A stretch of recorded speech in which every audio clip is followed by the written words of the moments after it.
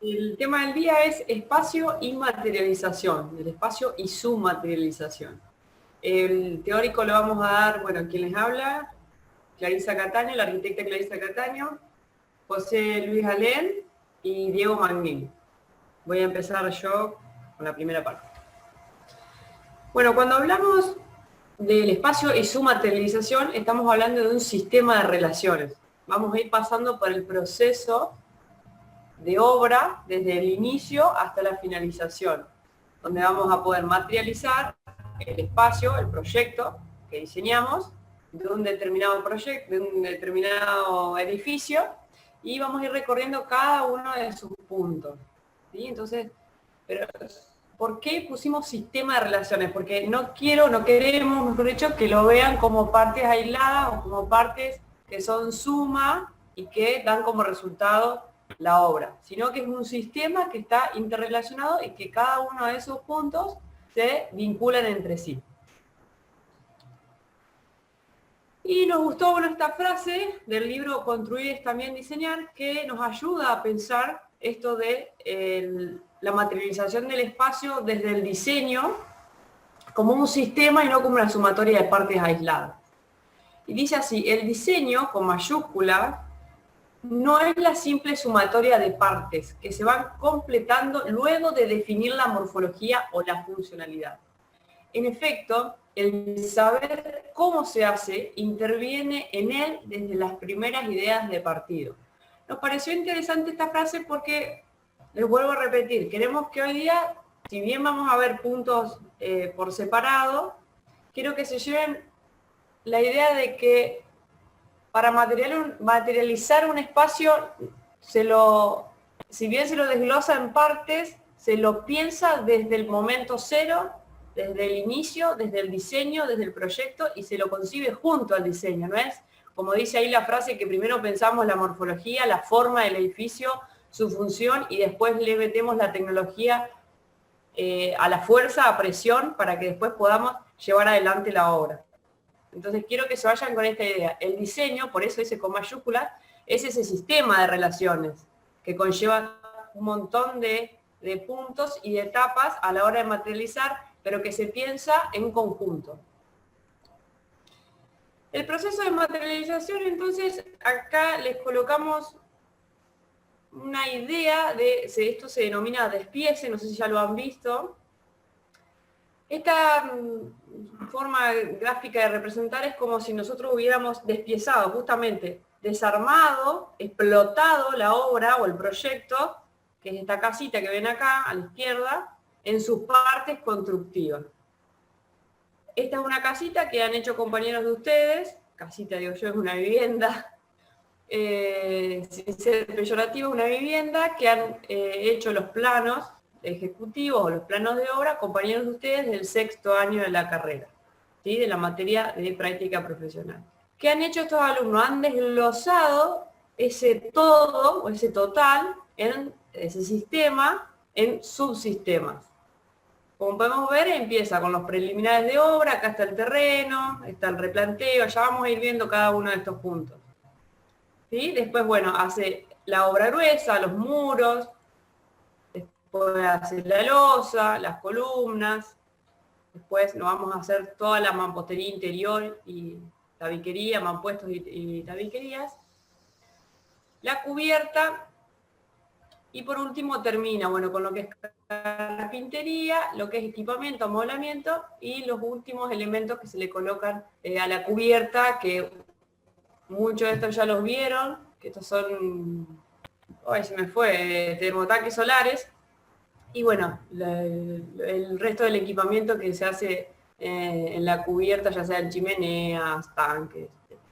Vamos a ir viendo cada uno de estos puntos, pero quiero que se queden en que pensamos y diseñamos la totalidad, no las cosas por separado.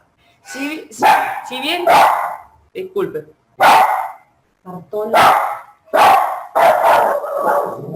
Bartolo, yo sumado a lo que decía Clarisa, en eso de pensarlo como un sistema que obviamente trabaja en forma colaborativa, también se optimizan todos los materiales. Muchas veces si nosotros a la obra, en este caso una vivienda, o cualquier otro, no sé, una reforma que queramos hacer, una ampliación, etcétera, etcétera, la pensamos a la totalidad en forma compartimentada, no la atamos, entre comillas, nos puede llegar a pasar de que tengamos sorpresas en obra y la idea es que a través de esto, de que uno tenga un pensamiento integral, no tengamos ninguna sorpresa en la obra y obviamente eso suma, salvaguarda la calidad del diseño, salvaguarda los recursos económicos y también, digamos, tenemos previsibilidad a la hora de la ejecución. Así que, bueno, eso no es un punto menor y es absolutamente importante. Adelante, Clary.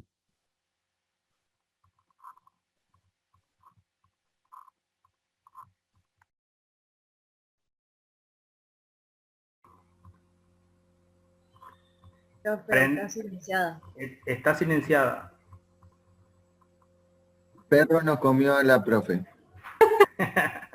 No, le decía que me disculpen, pero tengo un perro que aunque lo encierre ladra, vivo en un departamento y la verdad que no sé dónde ponerlo, pobre Bartolo. Así que bueno, disculpen ya es famoso Bartolo acá en la cátedra y disculpen las imperfecciones, pero bueno, es lo que hay en la cuarentena. No, les decía y como bien me De ayudó presentación. José. Estaba en la diapo 6. ¿Se salió? Sí. Está con el power a la vista. ¿Está el Power? Está en la página 1. Ahí va. Estamos acá, ¿no? Bien, entonces lo que bien decía José Luis, que estábamos hablando de sistema y no de sumatoria de partes aisladas. Y lo que les quería contar es que, bueno, esto es una clase a modo de introducción. Nosotros no vamos a desarrollar exhaustivamente cada uno de los puntos que conforman el desarrollo de una obra, sino que lo vamos a pasar, lo vamos a desarrollar de manera general, porque, bueno, lo van a ir viendo a lo largo de la carrera y en la tecnología que sigue van a empezar a profundizar sobre esos procesos. Pero la idea del Power es que tengan una noción básica y general de lo que es el proceso de la materialización de los espacios que pensamos, proyectamos, diseñamos. Bueno, vamos a comenzar por los preliminares de obra. Primero y antes que nada hay un proyecto, que es este que vamos viendo acá. Hay un anteproyecto, es decir, un boceto que hacemos con distribución espacial, con dimensiones, con diseño, que acordamos con el cliente. Y una vez que tenemos el OK, desarrollamos un proyecto que se denomina ejecutivo o proyecto de obras. Es un proyecto que tiene mayores definiciones que un anteproyecto y que nos va a servir para llevar adelante la obra, para pasar la obra del papel al terreno. Una vez que tenemos el proyecto ejecutivo, necesitamos también permisos para construir. No sé si saben, acá en la ciudad de Santa Fe y en las diversas ciudades, ya sean municipios o comunas, se debe pedir un permiso para construir y una vez que nos otorgan ese permiso podemos recién ir y poner una estaca en el terreno, antes no. Entonces, bueno, una vez que tenemos el proyecto ejecutivo, tenemos el permiso para construir, tenemos que elaborar el cartel de obra. El cartel de obra es este que ven acá, en la ciudad de Santa Fe, ¿no? En cada una de las ciudades esto es diferente. Pero bueno, es un ejemplo de cartel que pusimos ahí. Tienen los datos del proyecto, del proyectista, del calculista, de quién va a construir la obra. Y después tiene datos de la obra en sí. En dónde se ubica, la sección, la manzana, cuántos metros cuadrados se construyen. Bueno, no vamos a entrar en detalle. Y luego lo primero que hacemos es el cerco de obra, que es esto que estamos viendo en esta imagen acá, que no sé por qué salió así, porque yo la veía bien, pero bueno, es un cerco de obra. Se pueden hacer de diversos materiales, pero el objetivo es cercar, o sea, delimitar la obra y cuidar de que ningún elemento de la construcción dañe a alguien que está en la calle, o a alguien o algo que esté. Perdón, y también restringe el acceso de las personas, ¿no? Cualquier persona se introduce, ingresa a la obra, sino que bueno, gente que está trabajando, o los dueños mismos. Bien, dentro de los preliminares de obra, seguimos en preliminares, la primera tarea que debemos hacer es, en cuanto al terreno, tenemos que hacer su limpieza, desmonte y desmalezado del terreno.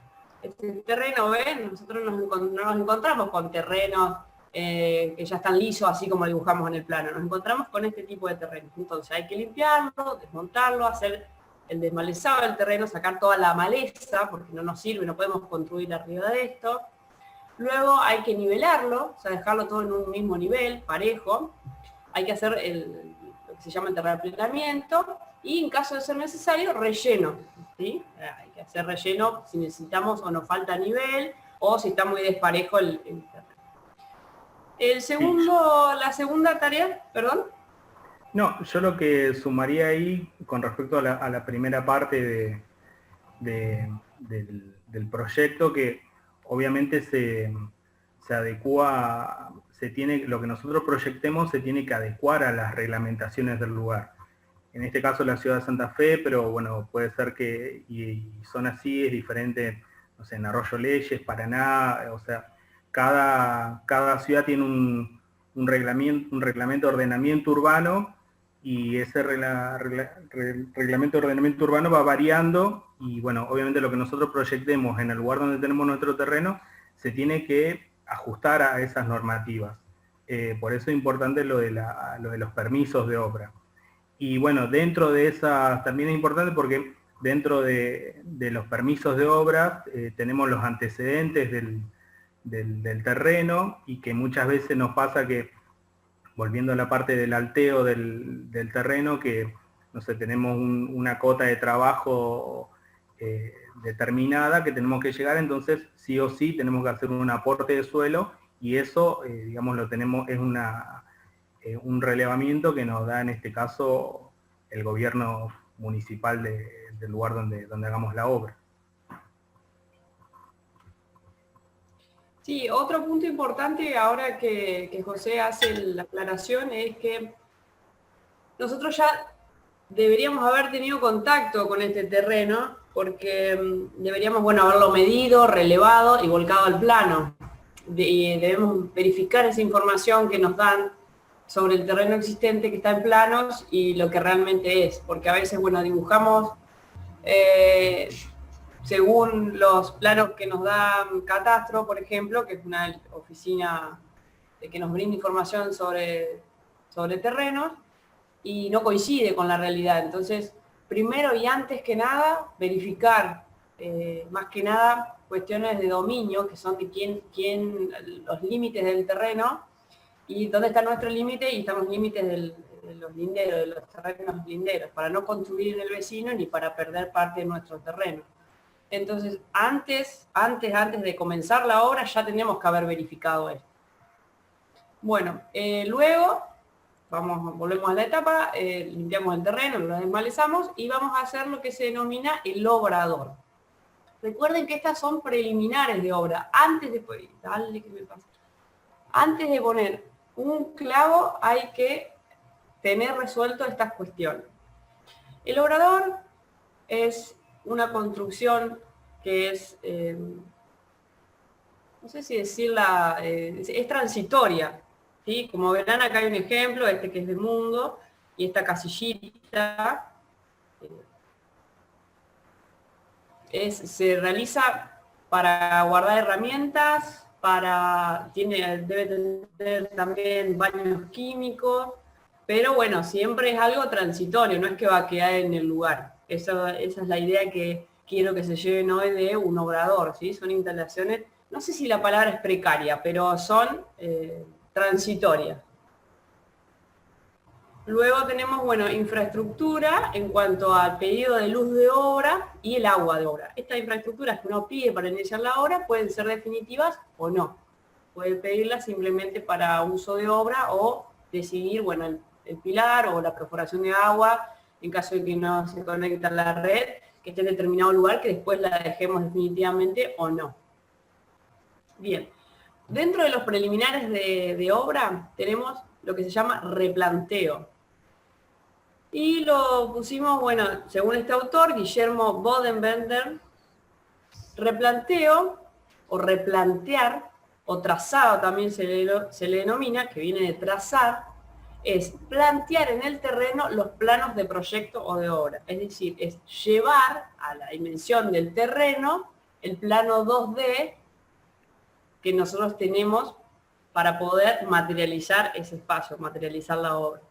Entonces, es transferir los documentos gráficos, todos los elementos gráficos que hayamos realizado para el proyecto, a su ubicación y materialización en el terreno a construir. Ahí hay ejemplos, bueno, acá pusimos que esto parte de un plano, que se realiza el replanteo en obra.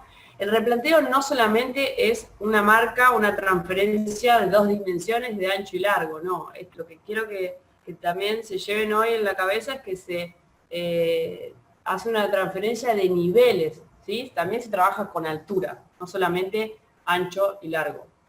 Bueno, este es un plano de replanteo, sencillo, ¿ven? Bueno, tiene ejes, cotas, niveles, acá están los niveles, y estas son formas de replantear. Hay un montón de formas de replantear y un montón de elementos que nos ayudan al replanteo, que no es motivo de la clase hoy, por eso no nos vamos a detener, pero bueno, fíjense, hay caballete, esto es una estación total, ahí esta herramienta puede volcar información al terreno,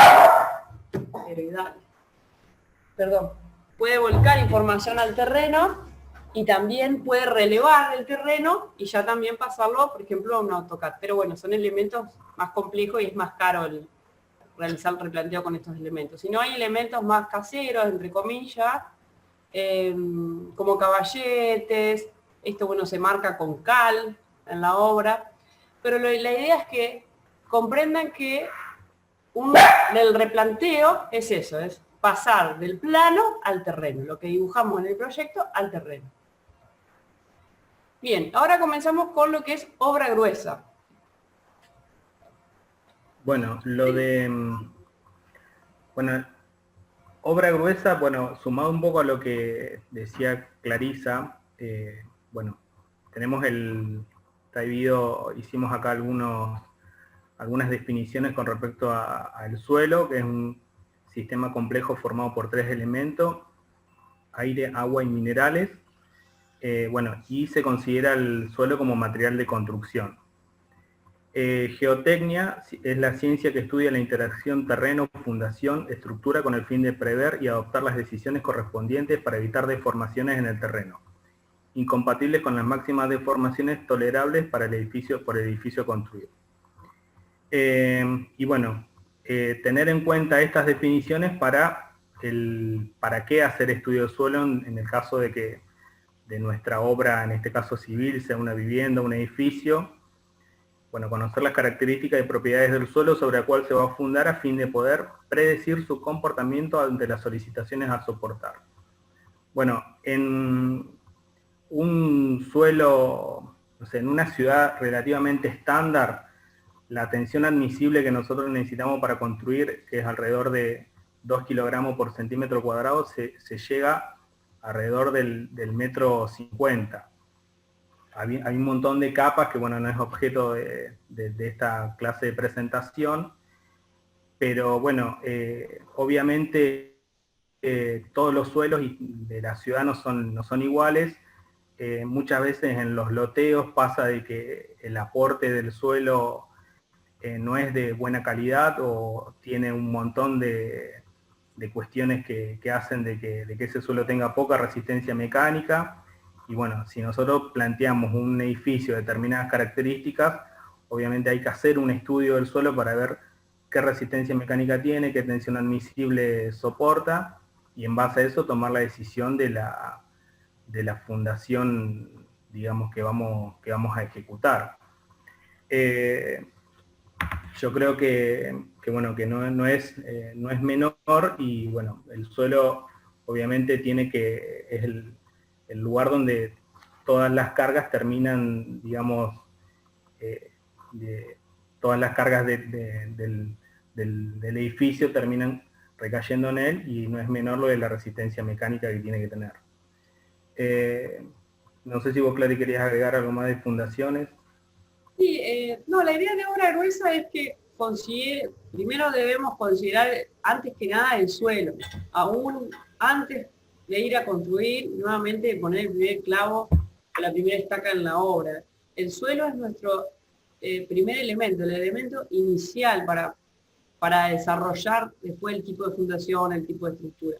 Porque a veces lo dejamos de lado y es, como dice ahí, considerado un material de construcción más y es quien nos determina qué tipo de fundación, junto a las solicitaciones del edificio, ¿no? Pero quien nos determina qué tipo de fundación usar. Y por eso nos gustó hablar de sistemas también, del suelo como un sistema natural preexistente, o sea, ya tenemos este suelo, debemos conocerlo, debemos pensarlo, debemos comprender su comportamiento y eso es lo que nos permite el estudio del suelo, como José decía. Y después tenemos el edificio, que es el sistema construido, entonces tenemos el suelo, que es el sistema natural, el edificio, que es el sistema construido, y las fundaciones nos pareció bien tomar este autor que habla de que son las interfaces, es la interfase entre ese sistema natural y el edificio que es el sistema construido. Por tanto, nos parece muy importante que comprendan o tengan la noción de que el primer eslabón para que nuestra estructura se soporte y nuestro edificio también se soporte es el suelo, el tipo de suelo. Como dice José, Santa Fe tiene un tipo de suelo, Entre Ríos tiene otro tipo de suelo, y dentro de la ciudad hay distintos tipos de suelo. No es lo mismo el suelo del puerto, o lugares donde tienen suelo de relleno, que el suelo del centro de la ciudad. Entonces, lo primero que debemos conocer en este proceso de materialización es el suelo. Luego vamos a hablar de las estructuras, y luego de los cerramientos y envolventes dentro de lo que es la parte de obra gruesa. ¿Sí? A veces uno dice luego, pero cuando decimos primero esto y después esto, es por una cuestión de metodología, más que de orden, más que de una realidad de cómo se llevan las cosas. Porque cuando hoy le decíamos de sistema, recuerden que no pensamos el suelo por un lado, el estudio de suelo por el otro, la estructura por el otro, la fundación por el otro lado, o decimos, bueno, este edificio lo vamos a fundar así y después el suelo no nos da o no es el apto, no importa. Pensamos todo en conjunto, hablamos del suelo, de la estructura, de los cerramientos, de los muros, de las cubiertas, pensamos todo en conjunto. Por eso les vuelvo a recalcar que es diseñamos sistemas que se relacionan entre sí. ¿Sí? Quiero que se queden con eso. No sé, Diego, si quieres agregar algo más. José. No, avancemos, si te parece. Seguimos con obra gruesa, haciendo foco en las fundaciones ya. Bueno, las fundaciones es un dispositivo construido en un edificio. Tenemos algunas fotos que ahora las vamos a pasar como para que sea un poco más dinámica la presentación. Un dispositivo constructivo de un edificio destinado a transferir cargas previamente del mismo y de las acciones extras al terreno sobre el que se ubica. Es una definición que nos pareció importante y bueno, las variables en el diseño tienen que ver con la naturaleza del terreno, las características de la edificación, obviamente las características tienen que ver con si es una vivienda de una sola planta, 2 plantas, los usos que tenga el edificio, los recursos disponibles en el entorno a la hora de hacer la ejecución de la edificación. No es lo mismo un lugar donde abunda la madera o cualquier otro tipo de material de construcción que nos permite hacer nuestro edificio de mejor manera por lo que hay en el entorno que otros donde no es así. Y bueno, también esta cuestión del suelo como sistema natural preexistente, el edificio como sistema construido y las fundaciones como interfase entre las mismas. Así que si querés pasar, Clary, Perfecto. ¿Querés comentarlo del tipo de fundaciones? Bueno, comento yo. Bueno, dentro de la que es obra gruesa y de lo que son las fundaciones, como veníamos hablando, se pueden clasificar, según estos autores, en fundaciones profundas, o sea, según su profundidad, según la distribución de cargas y según la forma de transmitir estas cargas. Como les decimos, algo introductorio, simplemente les vamos a mencionar, hay un montón de tipos de fundaciones y también de combinación entre ellas, pero bueno, nos pareció importante mencionarlas, vamos a mostrar acá a la derecha algunos ejemplos de ellos y vamos a continuar. Las fundaciones profundas o según su profundidad, según la profundidad pueden clasificarse en superficiales y profundas. Según cómo distribuyen las cargas que transmiten desde el edificio, pueden ser continuas o puntuales. y según la forma de distribuir, y según la forma de transmitir las cargas pueden ser directas e indirectas.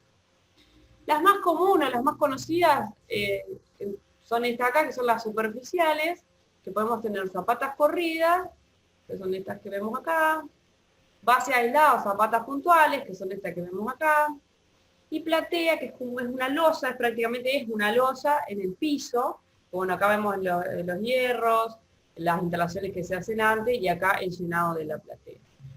Las que son profundas, o sea, la diferencia es porque, si bien siempre se excava un poco, salvo en la platea, no nos vamos a estratos muy inferiores para poder fundar el edificio.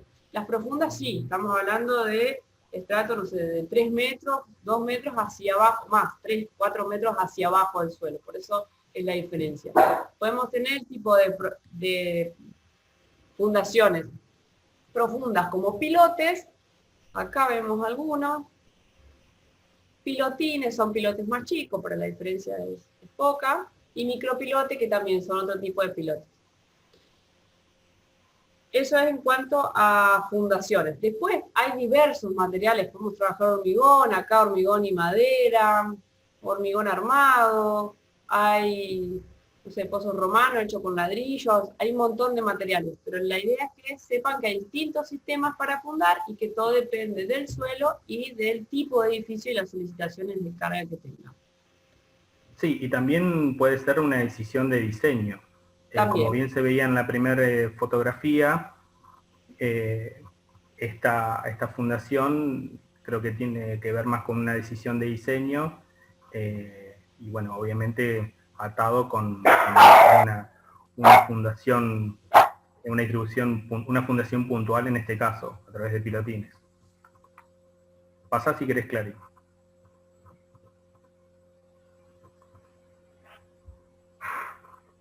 Bueno, algunas fotos así medias rápidas con respecto a cerramientos y envolventes.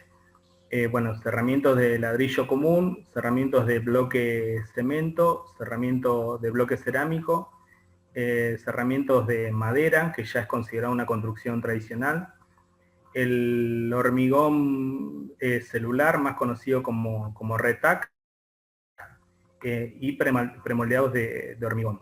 Esos son algunos de los herramientas. Obviamente esto es introductorio, pero a modo de que vean qué tipos que hay y que, bueno, tienen obviamente variaciones diferentes y de acuerdo a las definiciones que tomemos en obra y en el proyecto.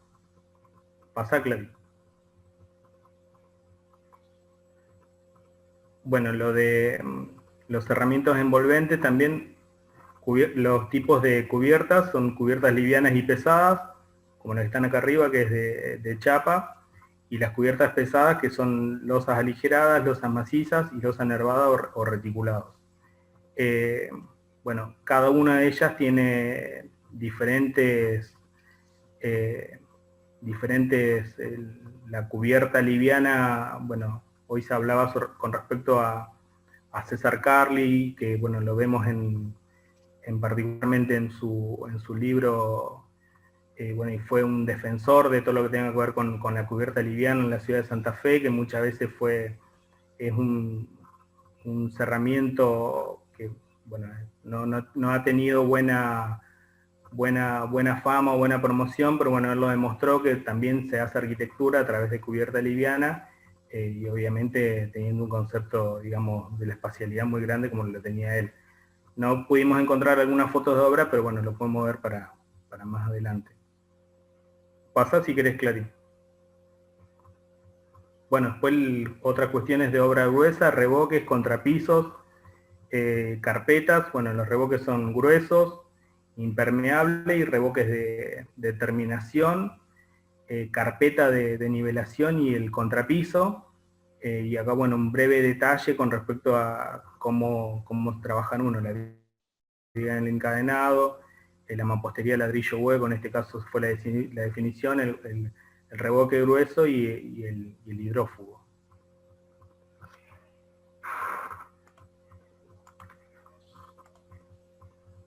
Y bueno, carpinterías también planteamos alguna con respecto a, bueno, las carpinterías pues, bueno, son metálicas de acero, de aluminio, madera y de plástico de PVC, que bueno, simulan ser, digamos, como de aluminio, pero bueno, son de plástico. Hoy por hoy hay un montón de avances con respecto al PVC, no solamente se usa en las carpinterías, sino que se usa en los cielos rasos, se usa en el revestimiento de mampostería, que ya lo vamos a ver más adelante, así que bueno, pusimos algunas como para que tengan algún pantallazo. Pasá, Clary. Y bueno, zinguería, que bueno, no nos pareció menor, bueno, de acuerdo a los metros cuadrados que tenga el techo, esto creo que, bueno, es una parte que muchas veces está subestimada en obra, o particularmente por los clientes. Las canaletas se calculan de acuerdo a los metros cuadrados que tengamos de superficie, más en una ciudad como Santa Fe, que muchas veces pasa, y en un contexto de cambio climático constante, donde podemos tener, no sé, en 2 o 3 horas lluvias no sé, exponenciales, que nosotros pongamos canaletas que, digamos, no le hayamos calculado, hace que termine entrando agua en el edificio, en la vivienda, y bueno, obviamente al que van a terminar llamando es al arquitecto en este caso. La bajada también se calcula, es un cálculo muy fácil, muy simple, y bueno, tiene que ver con parte de obra gruesa, que lo quisimos incluir. Pasá, Clary. A mí me gustaría volver donde estaba el negro, como para retomar la parte de instalaciones, principalmente aclarando que cada una de las partes de la construcción sí requiere una mano de obra un poco más especializada. Entonces, si bien por ahí las tareas de albañilería y obra gruesa la desarrollan albañiles más o menos capacitados, se requiere para este tipo de trabajo que zinguería, si bien el material ya no es zinc como se usaba a principios de siglo, sino es hierro galvanizado, zingado, para evitar la corrosión y la oxidación, sí se necesita cierta habilidad manual y ciertas herramientas para el plegado del metal, para poder generar, primero, un trabajo estéticamente uniforme, segundo, que evitar las filtraciones en cada una de las aristas de esta construcción tan específica. Y estamos viendo por ahí detalles de cuestiones más o menos sencillas, pero por ahí tenemos que resolver, ya sea por el diseño o por cómo está, digamos, construido nuestro edificio en el entorno, con determinada inserto entre medianeras y demás, algún tipo de soluciones que implican, primero, un desafío para nosotros, para los diseñadores, y segundo, para tener necesariamente una mano de obra calificada para que pueda hacer esta construcción. Y ahí empieza a participar dentro de otra categoría que tiene que ver con la infraestructura, más precisamente con las instalaciones. La instalación, en este caso, que podemos ver un pantallazo de todas las instalaciones a la vez, tiene que ver con la instalación pluvial, que se toma desde el techo, que tiene por ahí caídas con pendientes para que la misma pendiente vaya haciendo que se mueva el agua, y después cañería de lluvia verticales, después horizontales por el piso hasta la calle. Entonces, seguimos. Clary. ¿Cuál es el momento de las instalaciones? Un tiempito antes, tiene unos efectitos que no se ven bien. Bueno, el momento va a ser después de la obra gruesa, los muros y los tabiques, pero sí antes de meternos en la obra fina, que tiene que ver con el revestimiento y los pisos, porque necesitamos, aparte de la estructura del edificio, también el soporte de las paredes, de los muros, los tabiques, para poder empezar a pasar las instalaciones, aparte de que los muros y los tabiques me van a marcar cuál es el espacio. También necesito hacer pasar las instalaciones por ese lugar físico, digamos, por los muros. Adelante. Y para un ahorro también de material, que muchas veces pasa en obra, de que terminamos la obra gruesa y después vienen las instalaciones y se rompe el revoque y demás. Tal cual. Las instalaciones ahí y voy vuelven a revocar. mostrar un poquito.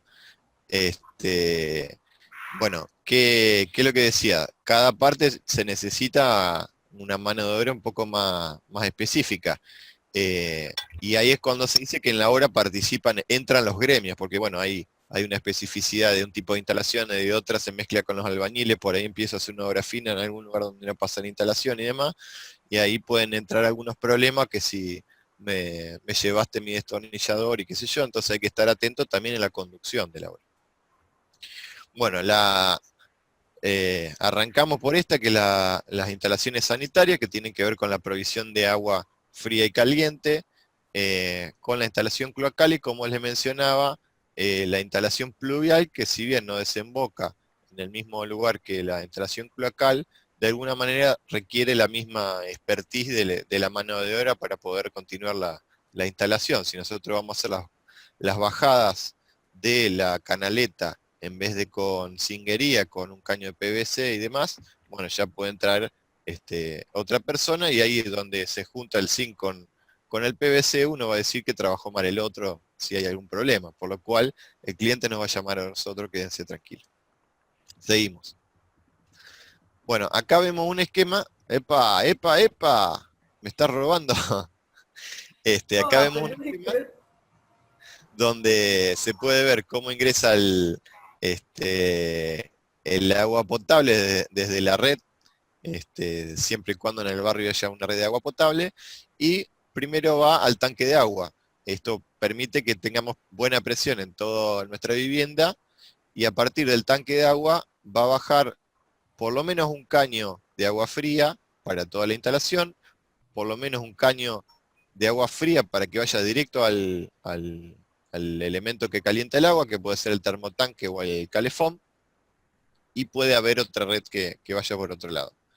Entonces, a mano derecha podemos ver que el agua caliente siempre está a la izquierda, el agua fría siempre está a la derecha, y donde entra agua tiene que salir. Bueno, esta agua, aguas grises o aguas negras, según de dónde provenga el agua, va a ir a lo que está coloreado con verde, que para arriba suben los gases con los olores no deseados, y para abajo va a ir por gravedad nuestras aguas negras, que en el esquema de la izquierda abajo se puede ver que siempre vamos a tratar de tener una cámara de inspección para poder desobstruir y ver el estado de la situación o una boca de acceso, antes de que vaya la red cloacal, que va a estar abajo de la calle. Que también por gravedad, con un caño no totalmente saturado, va a depositarlo en el lugar de tratamiento de agua de efluentes. Una más. Bueno, acá podemos ver el esquema, como estaba contando el negro. Es prioritario y a la vista que primero pongamos la instalación antes de poner los azulejos, el revestimiento de la obra fina, porque si no, vamos a tener que romper los azulejos, vamos a perder plata y vamos a perder tiempo. A su vez hay una esquemita que, si bien por ahí no necesitamos tener matrícula para instalar las instalaciones de agua, sí, cada instalación tiene sus propias normas que hay que cumplir, porque uno después no ve las instalaciones y tiene que saber por dónde pasan, tiene que estar bien construida, y sobre todo hay que tenerlo en cuenta para que no se mezclen con otro tipo de instalaciones como la de eléctrica y la de gas. Una más. Bueno, como figuraba al principio, la categorización de las instalaciones tiene que ver con el tipo de instalación, el material que se usa y el método de unión. Para no ver todos los tipos de materiales y método de unión, vamos a mencionar los más usuales en este medio local y en este país. Lo más usual en las instalaciones de provisión de agua tiene que ver con un material de polipropileno y el método de unión, la termofusión. Adelante. Bueno, en este esquema podemos llegar a dudar si estamos viendo una instalación cloacal o pluvial, porque podemos usar el mismo tipo de caño. Ahora, no vamos a poder usar el mismo caño y conectar la bajada pluvial a la bajada cloacal, porque van en caminos distintos. El tipo de caño, para nombrar el primero, tiene que ver con el cloacal. El material puede ser de PVC, como estos blancos, o de polipropileno también, que los vamos a encontrar generalmente de color naranja. Y el método unión, lo más adecuado sería el O-ring, que termina trabando, claro, no puse mucho detalle, pero bueno, un aro de goma que termina trabando cada macho y hembra. El tipo de cañería pluvial, como le dije, podemos usar el mismo sistema.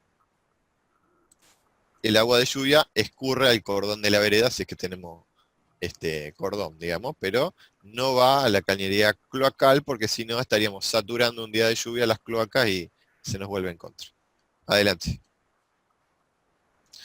Bueno, otro esquema tiene que ver con, con las instalaciones de gas, que podemos ver, está muy sensible, el acelerador. Podemos ver un esquema general donde, como decíamos al principio, tiene que estar todo diseñado en un ida y vuelta en el cual nosotros racionalicemos el tendido de cañerías para poder, por ejemplo, tener la menor cantidad de metros posible, porque por un lado no solamente vamos a gastar más caños, sino que a medida que nos alejamos de nuestro medidor, de nuestro regulador de presión, vamos a ir perdiendo presión, por lo cual necesitaremos hacer una inversión mayor. Ahora sí, le damos un zoom. Clary, uno más. No estoy viendo. Bueno, ahí está. Bueno, como vemos, tenemos tenemos una cañería de la red domiciliaria con una presión media, y de ahí va a un regulador de presión para tener una presión baja de gas natural y un medidor de gas. En el caso de tener gas envasado, seguramente vamos a tener un regulador y no un medidor, porque lo tomamos de una garrafa. Bueno, el recorrido va, por ejemplo, a los equipos que necesitan esa energía, y también por reglamento lo que vamos a tener que hacer es poner ventilación, primero en los ambientes donde haya combustión, y segundo, por ahí no se ve en este caso, en el caso de tener un calefactor o un termotanque, va a haber una cañería que va a ir para arriba del techo para los 4 vientos. El tipo de cañería es de gas. Los materiales más usuales son el acero revestido en epoxi y el acero revestido en polipropileno. Entonces, el método de unión para el epoxi va a ser cañería roscada, y el caño de polipropileno va a ser por termofusión. Eso es lo más usual. Adelante. Bueno, acá podemos ver en un esquema en el cual por ahí a veces sí podemos avanzar en el revoque, porque necesitamos, como se ve en la parte de arriba, saber cuál es la medida final para nosotros poder poner los artefactos, la llave de paso, por ejemplo, y un pico para que podamos instalar un calefactor o un calefón. Pero así sería el tendido, en este caso de un caño de polipropileno a termofusión. En la parte de abajo vamos a ver que son caños de epoxi, y antes de revocar, lo que vamos a tener que hacer es nosotros mismos primero hacer una verificación de que no haya pérdidas, tanto en las uniones con apenas una esponja con un poco de detergente, pero sobre todo midiendo la presión. Y antes de revocar, para que nos habiliten la obra de instalaciones Litoral Gas en nuestra región, lo que vamos a necesitar hacer es que venga Litoral Gas a hacer esa medida de presión, y luego vamos a poder revocar. Si no, tendríamos que revocar, nos dan el alta, si no nos dan el alta, levantar todo el revoque. Así que hay que tener en cuenta esos pasos a seguir. Adelante. Bueno, en el caso de la instalación eléctrica nos viene pasando lo mismo. Vamos a tomar electricidad de la red de la calle, y vamos a tener un tendido en toda nuestra vivienda, con algunas particularidades, obviamente con las luces por arriba y con los enchufes por las paredes. Adelante. Bueno, lo primero, aparte del medidor de energía, es que cada vivienda, para la seguridad, va a tener un tablero eléctrico. En ese tablero vamos a tener un interruptor diferencial que nos va a servir para, en el caso de una descarga eléctrica, por ejemplo, a una persona que esté tocando algo que no deba tocar o demás, que se corte enseguida por el aumento de la corriente, o también el interruptor térmico, para que en el caso de que por algún artefacto esté consumiendo demasiado durante un largo periodo de tiempo y nuestra instalación se sobrecaliente, también va a saltar. Entonces ahí nos vamos a proteger de que se prenda fuego o se derrita nuestra instalación o queme algún tipo de artefacto. Adelante. Después del interruptor vamos a tener del interruptor general, interruptores por secciones. Podemos llegar a tener un circuito, por ejemplo, de la iluminación y otro para los tomacorrientes y otro para algún tomacorriente especial, si tenemos algo que consuma demasiada energía para que no se sobrecaliente y por seguridad, por ejemplo, un aire acondicionado grande, o si tenemos una vivienda grande, podemos seccionar, por ejemplo, estar comedor por un lado, dormitorios por otro, o los patios por otro. Adelante. Bueno, el tipo de cañería es la cañería eléctrica. El material que vamos a usar generalmente se utiliza PVC, que se une a presión, no hace falta que esté totalmente estanco, pero por adentro en realidad nuestro conductor van a ser los cables que varían de 1,5, 2,5, pueden ser más grandes, y eso es según el cálculo. Se calcula antes de cuál es el consumo, cuáles son los cables que tengo que pasar y por dónde. Adelante. Acá algunos esquemitas, uno más, tiene que haber, uno más, ahí está. Bueno, acá vemos completamente,